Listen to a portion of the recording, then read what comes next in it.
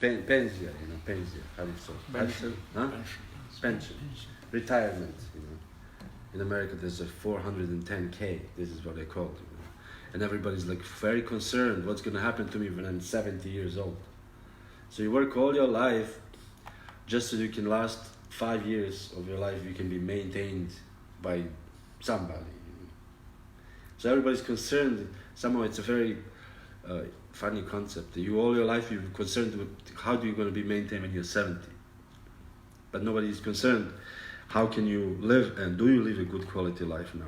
Anyways, Narada Muni assured the hunter because he knew that the hunter was not being maintained by the bow but by Krishna.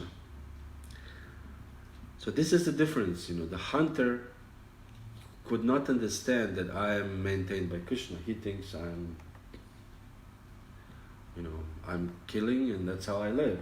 If I don't kill, I will not be able to live. I will not be able to eat. But this is not the case. Narada Muni knows that everybody is maintained by Krishna. And I was listening to some lecture of Prabhupada who says that no even blade of grass can be moved without the will of the Lord. So not even one grass can grow unless the Lord gives sanction. This is an interesting thing. So, not even one person can die out of starvation unless there is a Lord approve it. So if you are meant, as Prabhupada gave this saying, Rakya Krishna Mare Ke, Mare Krishna Rakya Ke. If Krishna wants to protect you, nobody can do anything to you. Like examples of Prahlad Maharaj, throwing in the hot oil. Hot oil. Everybody who cooks, they know if they drop hot oil on your skin, it's like really painful. What to speak if somebody throw you whole? Imagine somebody throw you in a whole oil, hot oil. Even if it's cold oil, it's horrible. But we speak of hot oil. And but nothing happened to Prahlad Maharaj. Nothing. And I think even in the Bible there's a story when they threw some devotees of God in the fire. They were just singing glories of the Lord and they were not burned. Not only in our tradition, but there's a so Rakya Krishna Marake, Mare Krishna Rakya. And if Krishna wants to kill somebody, nobody can protect. Nobody can protect. Like when Chakra was chasing Durvasa Muni. Nobody could protect Durvasa. He tried, he said, excuse me, I went to Brahma, Lord Brahma, the chakra is burning behind me, it's chasing. Brahma said, sorry man, I cannot do anything about it. Mare Krishna Rakya, I cannot do anything. Krishna wants to kill somebody, just, they went everywhere, they went to Lord Shiva, and went to Lord Vishnu himself. Lord Vishnu said, sorry, I cannot do anything about it. I cannot do anything about it.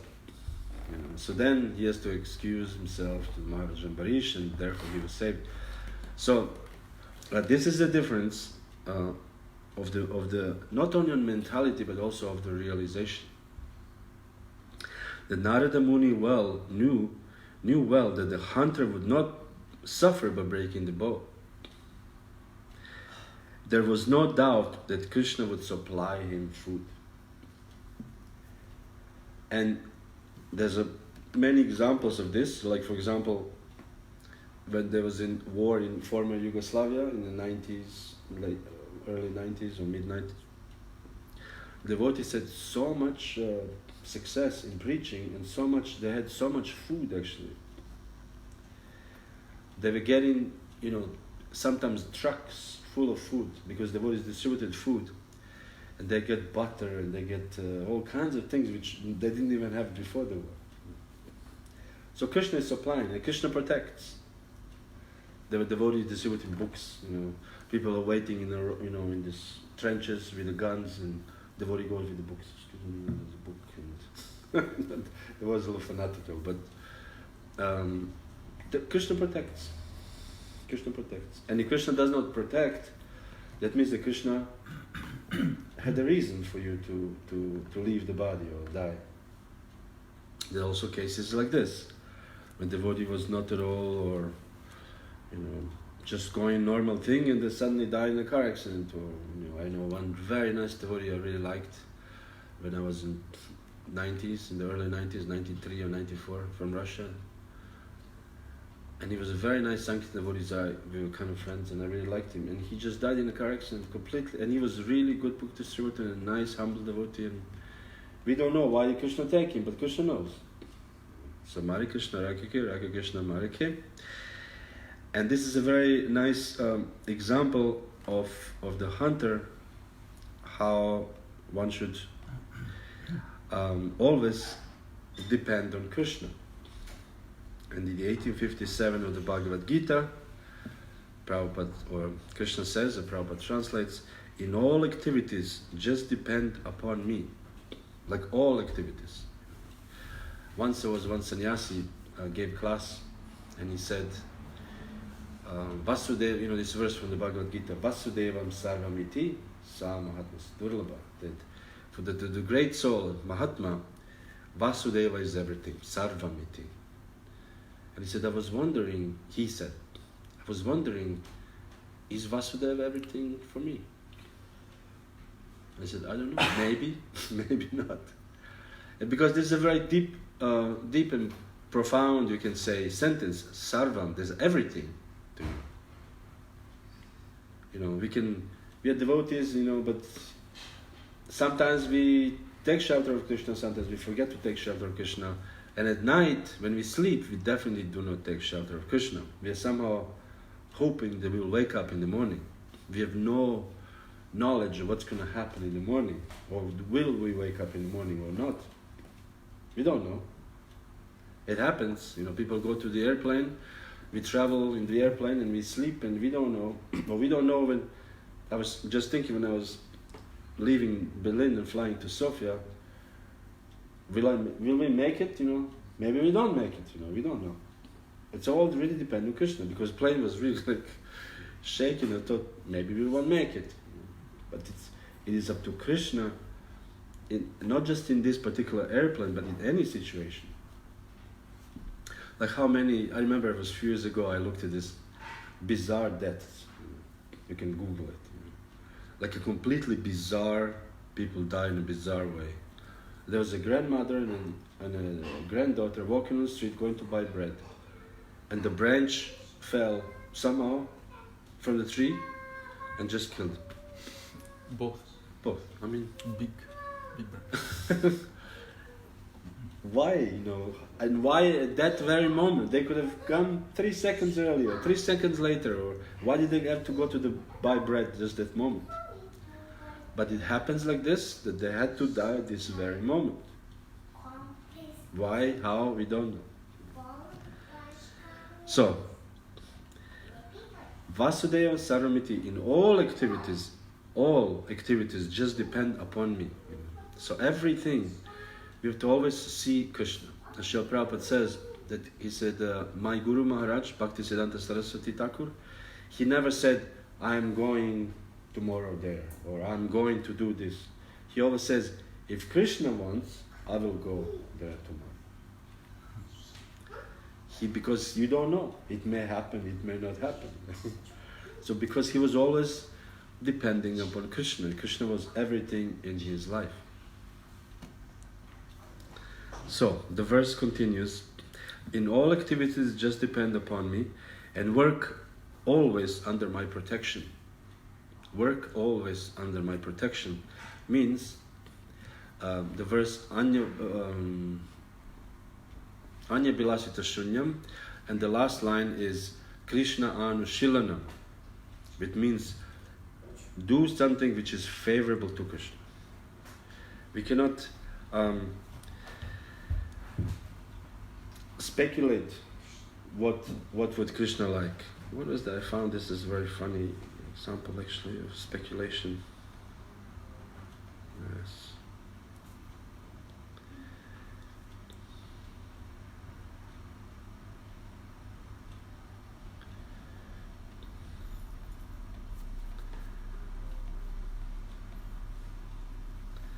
I sent a picture to Dili, so this is reply, I guess.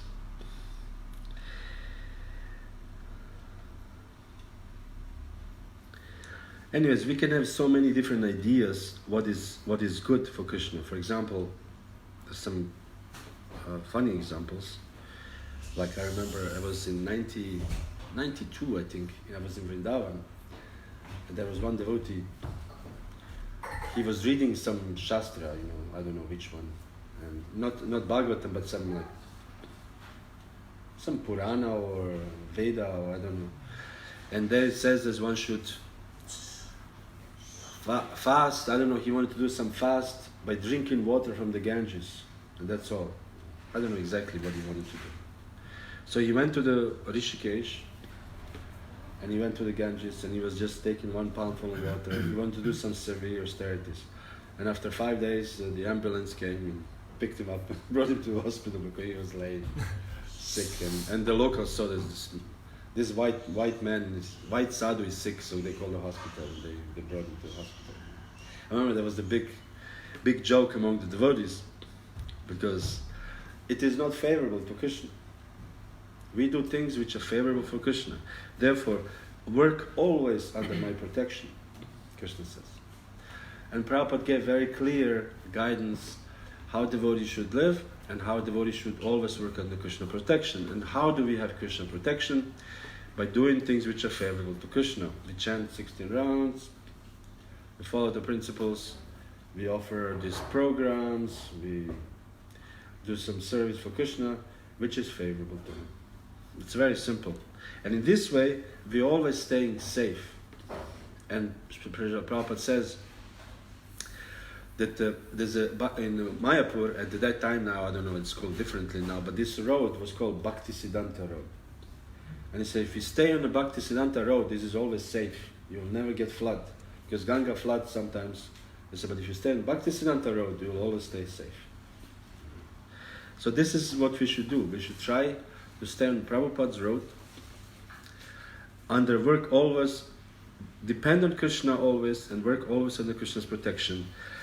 And then Krishna said, in such devotional service, be fully conscious of me. So we will be also conscious of Krishna if you do this. So it goes like a reciprocation. Krishna consciousness is always like a ping pong, like a table tennis, We give something to Krishna, we get back. We give to Krishna, Krishna gives back. We give to Krishna, Krishna gives back. It's not like only one way. Krishna is sitting on a mountain here, Vitosha, in the snow, and we are Krishna praying from the summer, and he's big and he's sitting there and he's like, no, not yet, another 500 lifetimes. It doesn't work that way. We a little bit Krishna immediately reciprocates. Okay, you want this, and we become more conscious of Krishna. And this is called, in the devotee lingo, mercy. We say, I got so much mercy of the deities today. Like sometimes Pujari, if you have a bigger Gonitai, or we had this in a farm, in one Tennessee farm, there's a very big, strong Gonitai. And one devotee was I guess he was thinking something nonsense, and he was addressing the deities in the morning. And he got up, and he hit in the hand of Nityananda in the brass, very strong, and he was hurting so, he wanted to get up, and he hit in the head of Nityananda's. He said, like Nityananda was like, what are you doing? You're addressing me, not thinking about something nonsense. And he was like hurting his head, and he was thinking, and he told me, I got mercy on Nityananda today. So this is the reciprocation from the deities, reciprocation from Krishna, that makes us Krishna conscious. And the more Krishna conscious we are, the more we will do these things, the more we will depend on Krishna, and the more we will work for Krishna. Because we will be inspired. If we chant sincerely our rounds, and if we study Srila Prabhupada's teachings, Srila Prabhupada's books, we will be inspired to do something. I just thought here, there's some other points which I wanted to in the beginning to say, but for example, Prabhupada says here, I have some letters of Prabhupada depending on Krishna. This is a little bit funny. I had all kinds of letters, but Prabhupada wrote a letter to Garga Muni, 1968. Please accept my blessings. I am in due receipt of your letter dated February 10, 1968, and have noted the contest, meaning I read your letter. The matter is little more risky in the sense that the rent, probably Gargamuni wanted to open a center and to rent a place. It says the rent is $400 per month, which is really expensive. It must be New York, because this is very expensive for the 1968, it's $400. But you have assurance from friends and your own resources of $250. So he has Gargamuni wanted to rent something, and he had $250 for himself, and rent was $400. Prabhupada said, so the balance is $150, which I think you can collect from the meetings very easily. So far I'm concerned, I always take risk for Krishna. I came here in your country risking my life. And still, I'm physically unfit. I'm trying to execute the orders of my Guru Maharaj as far as possible. So to take risk for Krishna is very good. You know the history of my starting the society in 1966. It was all risky and I was alone, but I took it and depended on Krishna. So I think if you take your risk of $150 for Krishna's sake, Krishna will supply you the required money, no doubt.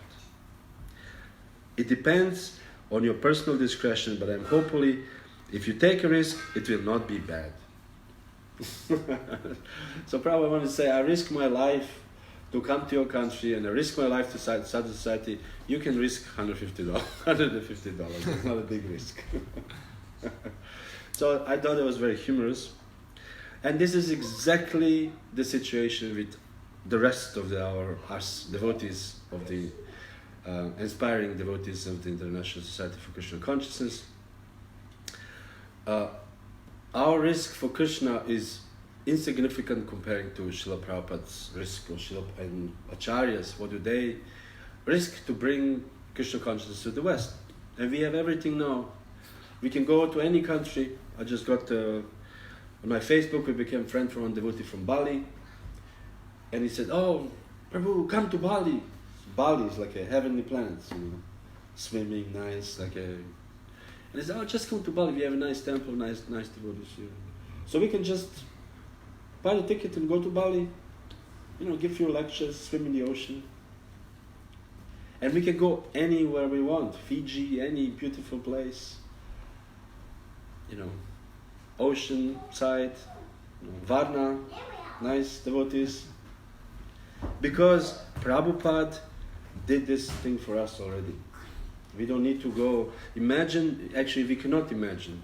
Like I would send you now, Tanga, you should go to, Blagoya, some place with no money, and you should start a Hare Krishna movement. Or you should go to a country you don't speak the language. You should go to Saudi Arabia, places like this. And Prabhupada sent devotees like this, and they did these amazing things. By his grace. Hare Krishna. So this is how we think, how devotees are thinking, and how devotees should think. That our sacrifice is almost insignificant compared to the sacrifice and risk Prabhupada undertook. So therefore, for us, our $150 comparing to I'm just telling you, Prabhupada, you heard it. Prabhupada wrote a letter to Gargamuni. Gargamuni wanted to rent something for $400, but he had only $250. And Prabhupada says, the balance is $150. He says, if you start preaching, the $150 will somehow come. He said, I came to your country risking my life, and he said, I think you can risk $150. So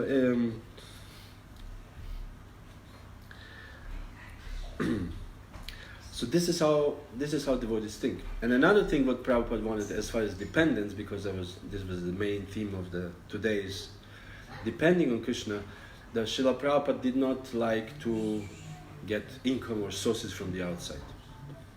Like at that time, devotees were asking, BBT, for example, from Los Angeles, can you send me some money to... Prabhupada says here, to Lokanath Maharaj, when Lokanath Maharaj wanted to start preaching, he said, do not depend on outside help. we can translate in our own situation, wherever we are or whatever we do. Prabhupada says, also for financial support, depend on Krishna. That is preaching success. People's appreciation will be practical when they help you financially also. So meaning, if you want to, Prabhupada use this as a measurement of your preaching success. Not that you are expert in collecting money from people, but because you're preaching and people appreciating, so therefore they reciprocate in this way. So this is another interesting point. Again, reciprocation from Krishna. I know one story, this is a very old story from the 80s, that I think there was, I'm not sure exactly, the electricity bill was 872 euros, whatever the number is. I don't know the number. And devotee was Temple President was thinking, and he had one more day or 2 more days to pay the bill. And if they don't pay the bill, they cut the electricity. Something like this. I don't know exactly the story. And he came in front of the Lord, and he said, my dear Lord, you are the Supreme Personality who got it. We tried our best. We could not collect 872 euros. If you want to do something about it, please do it. Otherwise, there will be no electricity tomorrow. And there will be, no electricity. They have to pay the fees and the whole thing. In the evening, he went to empty the donation box, and he opened. There was a check at that time. There, the checks written $872. Somebody put it in there. So that's some amazing stories like this. So Krishna reciprocates. Krishna reciprocates with manpower, with financial things. This is just a reciprocation for Krishna. So devotees also should not think that this is, I am so powerful now. I got so much money, I got, $1 million donation, But he thinks, okay, Krishna reciprocates. As Srila Prabhupada was getting donations, there was a story from Guru Kripa, at that time Swami, and Guru Kripa Prabhu, he was a devotee collected so much money actually to build the Krishna Balaram temple, and I think also part of Bombay temple, I don't know exactly, but he'd collected lots of money, and he said sometimes they would collect several 100,000, and he would bring to Prabhupada, and Prabhupada would just, from one part of the table, he would move to another part of the table, and he said, take this and use for the... He will give to Prabhupada money. And Prabhupada would just accept it, and not even, actually sometimes he said not even touch it. He accepts it, thank you very much, and he said, now you take this money and buy the bricks to build the temple. Because Prabhupada knew this is Krishna's energy, and Krishna reciprocates, offering him all this material goods and people, and he just proceeds them back to Krishna. And now we have, by the grace of Prabhupada, we have all these nice temples in India we can visit, and soon to be a huge temple in Mayapur. So, this is this, and I think I could even stop right now. And if you, yes. Thank you very much, Prabhuji. Hare Krishna. Hare Krishna.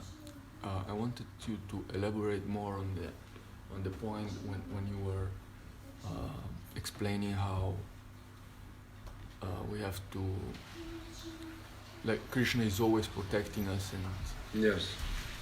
Jaya.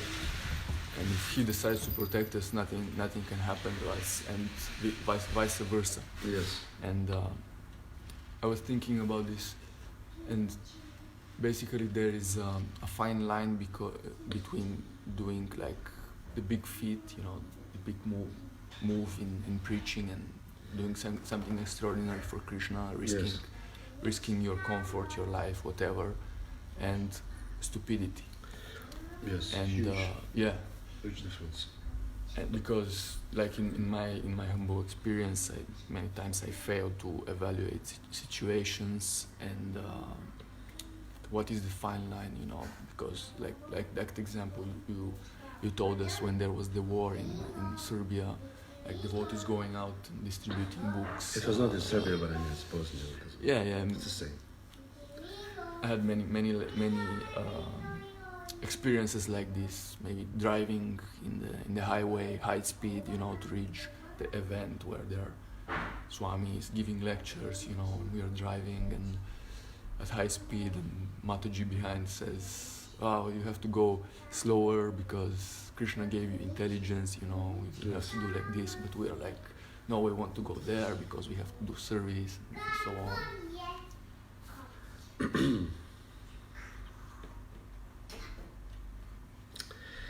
I actually have a quote here from Prabhupada who says, "Now one may argue that Arjuna was acting under the personal direction of Krishna. But when Krishna is not present, how should one act?" Because Arjuna was very easy, Krishna just told him, "You fight." And he said, "Oh, okay." Of course, it wasn't immediately say, okay, it took him 700 verses, but he says, okay, ultimately. And how should we act? And Prabhupada says, if one acts according to the direction of Krishna in this book, meaning Bhagavad Gita. So if somebody study very carefully Prabhupada's books, as well as under the guidance of the representative of Krishna. And the guidance means one's guru, but guidance also means Prabhupada is also our guru. Prabhupada is actually our first guru. Because Prabhupada gave all the instructions. And instructions come from Prabhupada's books, and I cannot stress enough again, Prabhupada's letters. Prabhupada's letters are very, very important. In my devotional service, Prabhupada letters are 90% of importance. Because by reading Prabhupada's letters, it is said here, Prabhupada says, if one acts according to the direction of Krishna in this book, meaning the Shastra, as well as under the guidance of the representative of Krishna. And this is, Prabhupada offers his guidance to the various devotees in his letters. So we should read Prabhupada's letters and see what Prabhupada actually thought about it, a certain issue. About the driving, for example. And then we also are not, we also a human being, and we have our own intuition, as we call it, and we act according to this, but this is all backed up by the Shastra and by the Srila Prabhupada's instructions. And our Guru, if he's present in our life, many times our Guru is not present in our life, I mean the daily things. Sometimes devotees live with the Guru, which is nowadays unusual. But when I was a young devotee, I happened to live in the ashram with the Guru, which was, you'd see the daily, every day. So you see your Guru has a nose, running, and he has a fever, and it's a different than you see Guru coming from the, from the air, from the sky, with a big danda, and he said Hare Krishna, and smiles, and you think, but you actually see the person every day, every single day, and he's tired and he's sick and sometimes not in good mood, and these are all human things.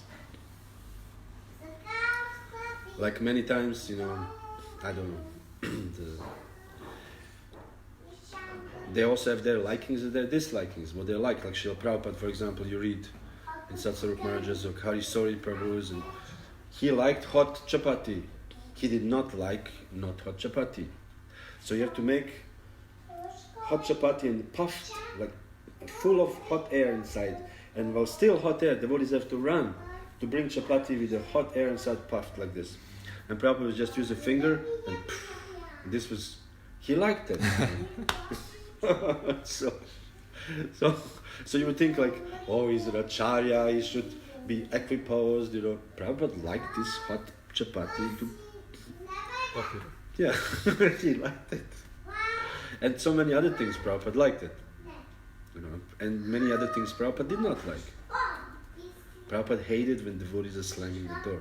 He hated this. He said this is a darkness of the darkness, when devotees are slamming the door. He was very agitated when devotees slammed the door. So there are things he liked it, there are things he didn't like. And maybe Bhaktisiddhanta Saraswati didn't care about the door, maybe he didn't care about the puri, chapati, maybe he liked something else. So meaning, in the daily life, we have to be backed up with the knowledge from the Shastra and from the instructions, and also use our own intelligence. Like for example, Srila Prabhupada came to America. Bhaktisiddhanta Saraswati did not tell him, you should go to America. He didn't tell him this. Bhaktisiddhanta said, you should preach in English language. So Prabhupada thought, you know why Prabhupada went to America instead of England? Because he said, my godbrothers went to England and they failed. So I thought, if I fail, let me fail in another country. Of course, this was not the main reason, but Prabhupada somehow intuitively, Krishna inspired him through the heart, went to America. And I was recently listening to a lecture, seminar, I think, on Chatur Shloki, from the Bhagavatam, where the Lord Brahma was inspired through the heart. And he appeared in the lotus, and he was looking, and there was nothing around. And he didn't know what to do. And then he was inspired through the heart by Krishna. Because he did his tapas, tapa, the word was.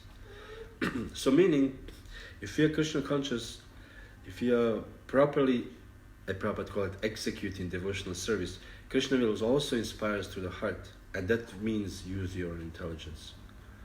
So sometimes you drive fast, you need to drive fast. Sometimes you don't drive fast, you want to be careful. This is just as far as driving, but many other things, like service you should do, or sometimes your guru does not tell you, he just tells you stay in Bulgaria, for example, stay in Bulgaria. So you have to find out from different sources and use your intelligence how to find it. Ask different devotees, what do you think is best service for me? What do you think? And then you pray to Krishna, pray to the deities, read, and try to find, in all activities, in all things, find what Krishna would like me to do. And sometimes Krishna would like you to choose yourself also. It's not that Krishna is a slave owner, He said, no, do this, and you're suffering 20 years of book distribution or whatever, the service, or you cleaning the floor, you think, man, this is horrible. No, Krishna is... Sometimes he says, okay, you choose, what would you like to do? As Prabhupada, this is unconfirmed, that Srila Prabhupada was, I think there was Bhavananda Prabhu, said that Prabhupada told him once that he was living very happily in the spiritual world. And the Krishna came to him and told him to go down and preach. And Prabhupada said to Krishna, oh, this is a horrible place, I don't want to go. So Prabhupada didn't want to go. But Krishna said, don't worry, just write, and everything else will be taken care of. And this is exactly what happened. Compare, you're a manager, imagine you just sit and write something and all these buildings are building themselves, and it's not working that way. You have to call people, you have to do things, you have to sign, you have to go to the office and government and sign papers and all kinds of deals you have to do.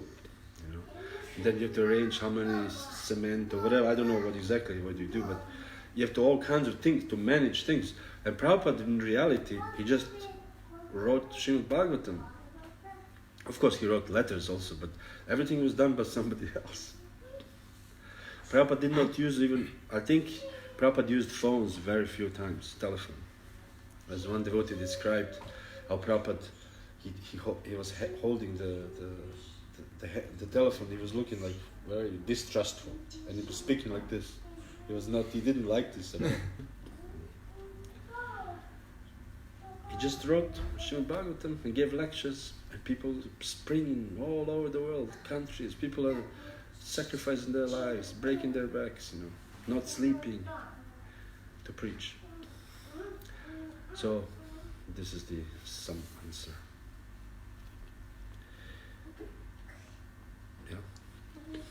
I wanted to ask you the other point that you spoke about, the transition of Grihastha and Vanaprastha, and Yes. being more dependent on Krishna, and because now you're in this point, and as you have very good realizations. I was never really grihasta, but anyway, I mean in that real terms. But Yeah.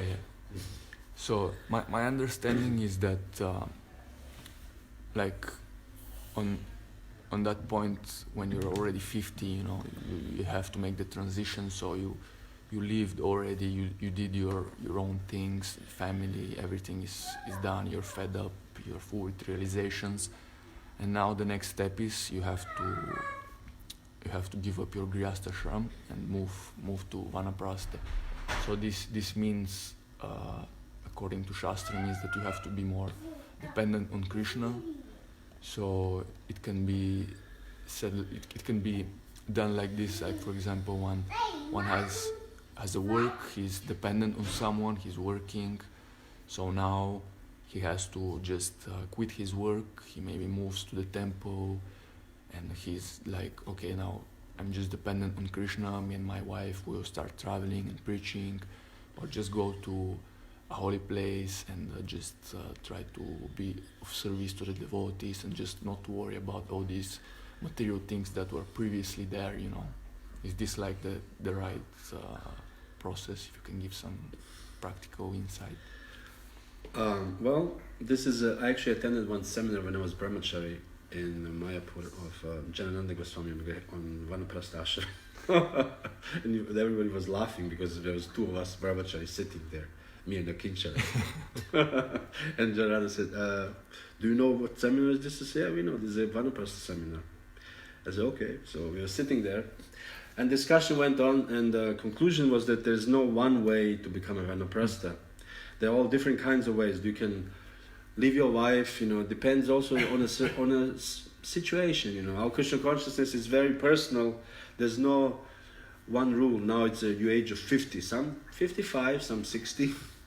But the ultimate issue is that one should give up, because ultimately we have to give up this material world. So giving up vanaprastha means also exactly that. We give up the material things. There's, for example, there's some Indian people, older, they sell their house and they go to Vrindavan and they buy a house in Vrindavan and they just go to the programs. Or maybe even from the West, many devotees go by Mayapur, buy apartment in Mayapur and just live full time in Mayapur. This could be one way, vanaprastha, and live simply. You will not earn so much money, but you live simply. And some people, the husband wants to become more active and more preaching and leaves the wife behind, or situate his wife with the family, or also maybe buy an apartment for her in Mayapur, and then he travels more, and he starts wearing saffron, and he said, okay, I want to slowly work towards sannyas, maybe. And some others, they want to, they maybe give up their jobs and they stay in the place they are and they open a center or start preaching. There are different ways to do this. But Prabhupada says here, actually I have another quote here, this is a lecture from Los Angeles, 1974. Prabhupada said, if we want to be Krishna conscious, we shall fix up our mind on Krishna. And how to become fixed? This way will be given to you by the spiritual master. And we know from Prabhupada what Prabhupada liked. He liked preaching, and preaching is our family business. There's all kinds of, we can do chant, we can do meditation, we can do whatever, praying to Krishna, worshiping the deity, worship the Shilas in home, but our family business is actually preaching. And that's what it is, our family business, our duty, our debt to our spiritual master Srila Prabhupada is to preach Krishna consciousness. And we can preach Krishna consciousness in all different kinds of ways.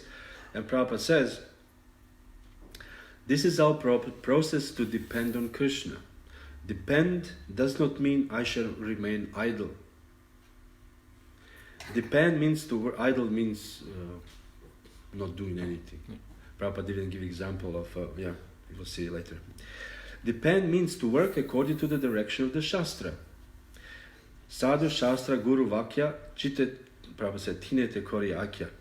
Dependent does not mean now let me sleep and Krishna will do everything. No, Krishna is not like this. He never advised Arjuna, you sleep on this chariot. He never advised Arjuna to sleep on the chariot, Prabhupada says. He was laughing, everybody was laughing in the lecture. Prabhupada said, you must have to fight. Yudhyasva mam anusmara. Fighting you have to do, but you always think of me. This is the success. So some kind of involvement in preaching has to be, on whatever way. Because mostly when the grihastas, they maybe contribute to the temple, or they come like this, they come for the festivals, they give something, or support the temple, or go on harinams occasionally, but they just have to do more, that's all. And that's what vanaprastha means, to do more. Because somehow, you cannot force, if people have a young child or young children, and you cannot force, okay, now it's very involving. You work, your kids, and it's very absorbing. Your meditation cannot be full in Krishna. You can chant your rounds, and you can help, and you can do something. But the reality, the real spiritual life, the next step is to become vanaprastha. That's why these ashrams exist. So although we are one, as we say, we're all devotees, and Prabhupada says there's no difference between grihastha, whoever is dedicated, grihastha, brahmacharya, doesn't matter. Still, there are ashrams, they exist for this reason. When you're vanaprastha, all these things is behind you. Krishna is more prominent. And not everybody in vanaprastha need to take sannyas. And also sannyas doesn't mean that you have to become a rock star, coming in the big danda, and everybody's like, you have to sing nicely, and everybody has to swoon when they see you. You know what swoon means? You just have to actually do the service. Just renounce this material world and study the shastras and try to preach Krishna consciousness. Prabhupada says, this is the sannyas. You don't need to create mythological personalities. Just a regular guy. And as ISKCON progresses more and more, there'll be more and more people, like some guy you never heard of, taking sannyas. Like now we have we know all these big sannyasis and but in 20 years from now, there'll be some guy from, I don't know, Azerbaijan, who takes a sannyas, and you don't even know who that is, and he's the devotee who's living 30 years Krishna consciousness, preaching, and he'll be just some guy who's just preach Krishna consciousness, and he's happened to carry a danda, So that's my take is on this. It's a next step. We always have to look for next step towards Krishna. That's all. Whatever ashram you are. If you're brahmacharya ashram, you can look, how can I serve more? How can I be surrendered more? Am I actually surrendered more? Really? And then I'll read Prabhupada's letter, Prabhupada's book. Am I this person? Well, I could have done a little more. Am I this person? Then you read this. Oh, am I this one? I was mostly not stunned or struck when I read a book called Jaiva Dharma by Bhaktivinoda Thakur. And in this book, this is like Bhaktivinoda Thakur's book, this Jaiva Dharma is like a measurement of where you are in your spiritual life, if you're honest to yourself. You read and you say, okay, this I know, this I am, this I am, this I am. And then you come to this I don't know. It's very easy to find who you are in Krishna consciousness, how far you have reached. From the 0 to 100, and you can look this next section, because he goes through like a nectar devotion, he goes through different stages of devotional service, and then you can see yourself very easily. Am I on the level of serving gopis at the moment? No. So this is not my level. Next, lower, then you know, okay, I'm around here. Very easy to find yourself. But it doesn't mean that we should stay on this. We should always go a step further, and step further, and step further. So I think this is already time. Thank you very much. Jaya Srila Prabhupada ki Jaya. Jaya Sachinandana Prabhu ki Jaya.